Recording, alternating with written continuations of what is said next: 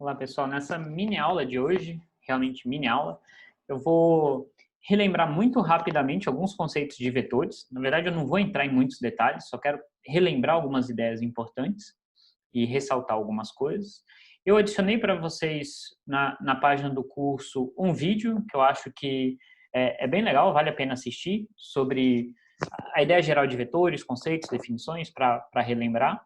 Mas vetores é um conceito extremamente importante nesse curso. A gente vai usar o tempo inteiro vetores. Tá? Então, como a gente viu na última aula, né, o eletromagnetismo é descrito pelas equações de Maxwell. Os protagonistas do eletromagnetismo são os campos elétrico e magnético, que são campos vetoriais. Então, são intrinsecamente vetores. E as equações são escritas em termos de grandezas vetoriais e derivadas vetoriais. Tá? Como a gente mencionou na última aula, a gente vai focar na eletrostática, onde as cargas estão em repouso, então as equações de Maxwell se simplificam para essa forma, ou essa cara aqui, que é a forma vetorial, ou a forma integral. Tá? Então, eu peço para vocês, se vocês acharem que precisam revisar tópico de vetores, tem um capítulo no livro dedicado sobre isso, vale a pena ler com cuidado. Como eu falei, tem um vídeo também que eu passei para vocês. Aqui eu só quero relembrar um ou outro conceito sobre vetores bem básicos, certo? Mas só para a gente ter uma ideia geral. Então,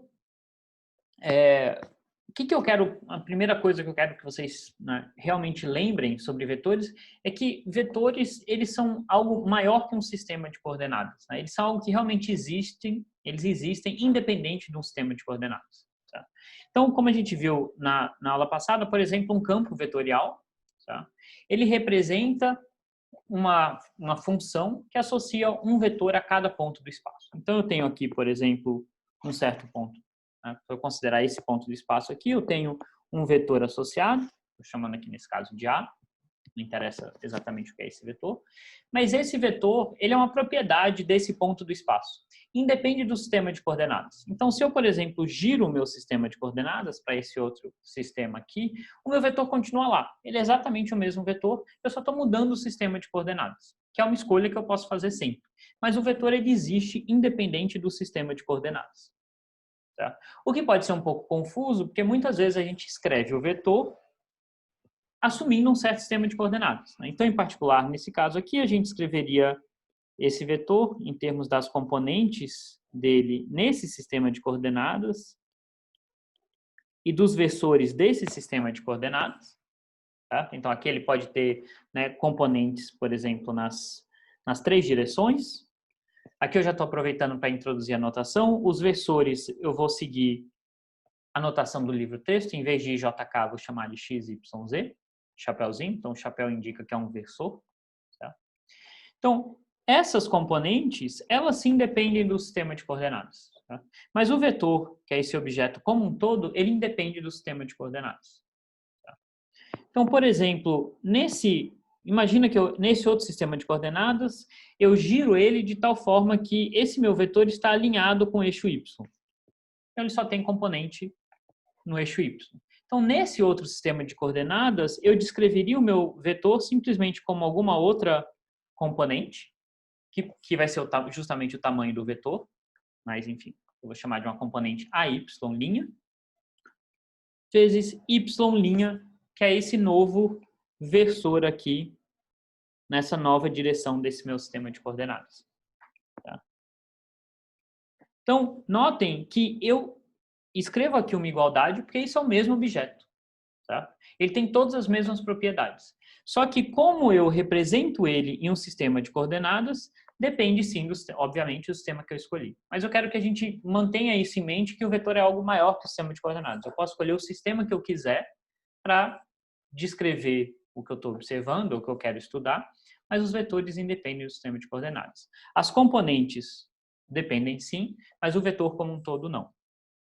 Tá?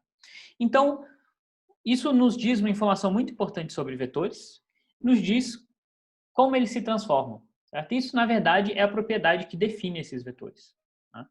Então, vamos considerar aqui um caso em 2 dimensões só, para simplificar. Então, imagina que eu só tenho aqui o eixo Y e o eixo X. Eu tenho aqui o meu vetorzinho A. Certo? Então, Nesse sistema de coordenadas S, ele tem essas componentes aqui, a x chapéu, mais a y chapéu. E aí, imagina que eu rodo o meu sistema de coordenadas e vou para esse sistema S'. Tá? Qual que vai ser as componentes do meu vetor nesse sistema S'? Bom, se a gente usar aquela informação que eu acabei de falar para vocês, que o meu vetor independe do sistema de coordenadas, ele está lá, o que mudou foi o sistema, mas ele continua sendo o mesmo, eu posso facilmente escrever as novas componentes dele. Tá? Então, se eu trabalhar um pouco aqui com a geometria do problema, né? Antigamente, no meu sistema anterior, essa aqui era o tamanho da minha componente AX, justamente era esse tamanho aqui. Tá? E aí, se eu quiser projetar isso nos novos eixos, x' e y', tá? Dá para mostrar, sem muito esforço, que isso vai ser dado por AX cosseno θ menos AY seno θ na direção x' chapéu. Tá? Então, essa direção x' chapéu agora é a direção que está alinhada com o meu novo eixo, mais AX seno θ mais AY cosseno θ y' chapéu. Tá? Então, as componentes do meu vetor, né, a representação desse meu vetor nesse novo sistema de coordenadas, elas mudaram. Elas sofreram essa transformação aqui. Mas é uma transformação que ela tá determinada por esse fato, de que o vetor independe do sistema de coordenadas. Tá? Então, eu consigo determinar exatamente como o vetor se transforma. Isso é, na verdade, o que define um vetor. Tá? Se eu tiver em 3 dimensões, tá? Vocês já viram isso provavelmente, as componentes do meu vetor vão sofrer uma rotação. Certo? Então, eu usei o vetor posição aqui, mas poderia ser qualquer vetor. Então, eu sofreria uma rotação em 3 dimensões. E aqui eu vou ter uma matriz de rotação que vai envolver os ângulos de Euler. Vai ser uma matriz 3×3. Tá? Então, essa é a propriedade básica dos vetores. É como eles se transformam por rotações. Tem algumas quantidades que não mudam por rotações. Né? Um exemplo óbvio é, por exemplo, a massa elétrica, a massa de uma partícula, a carga elétrica de uma partícula. Isso independe do sistema de coordenadas, realmente independe do valor. Né? E é um escalar. Certo? Então, tipicamente, a gente tem os exemplos de escalares mais comuns é massa, carga elétrica, esses são escalares. Né? O tamanho de um vetor também é um escalar. Né? Não depende do sistema de coordenadas. Então, esses são escalares. E a gente tem os vetores, né, mais conhecidos, que são o vetor força. Nesse curso, a gente vai estar primariamente interessado no vetor campo elétrico e etc.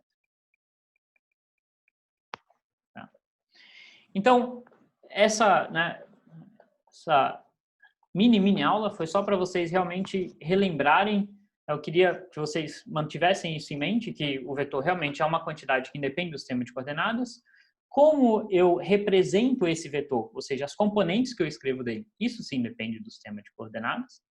E além disso, eu sei exatamente como o vetor se transforma se eu rotacionar o meu sistema de coordenadas. Tem uma matriz de rotação que vai me dizer exatamente como as componentes se transformam. O vetor é sempre o mesmo, mas é como as componentes dele vão mudar de um sistema para o outro. Bom, então, na próxima aula a gente vai discutir um pouco de cálculo vetorial, que, como vocês viram, aparece bastante no eletromagnetismo. Então, até a próxima aula.